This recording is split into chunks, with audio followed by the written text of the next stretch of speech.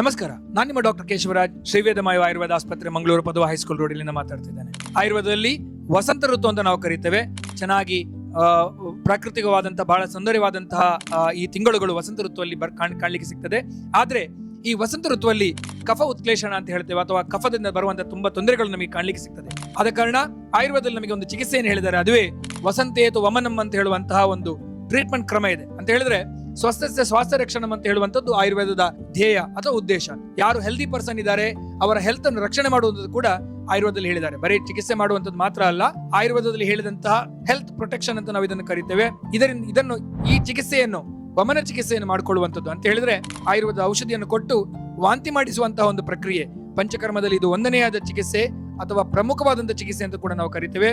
ಬಹಳಷ್ಟು ರೋಗಗಳಿಗೂ ಕೂಡ ಈ ಚಿಕಿತ್ಸೆಯನ್ನು ಮಾಡ್ಕೊಳ್ಳಿಕ್ಕೆ ಸಾಧ್ಯ ಆಗ್ತದೆ.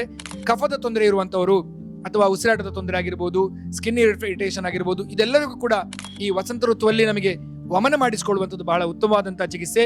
ನಮಗೆ ಈ ವಸಂತ ಋತು ಅಂತ ಹೇಳುವಂಥದ್ದು ಬೇಸಿಗೆಗಾಲ ಅಂತ ಹೇಳ್ತೇವೆ ನಾವು. ಈ ಸಮಯದಲ್ಲಿ ವಮನವನ್ನು ಮಾಡಿಸಿಕೊಳ್ಳಿ, ನಿಮ್ಮ ಆರೋಗ್ಯವನ್ನು ನೀವು ಕಾಪಾಡಿಕೊಳ್ಳಿ.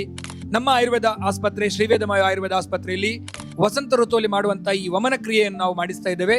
ನೀವೆಲ್ಲರೂ ಇದರ ಪ್ರಯೋಜನವನ್ನು ಪಡ್ಕೊಳ್ಬಹುದು. Thank you.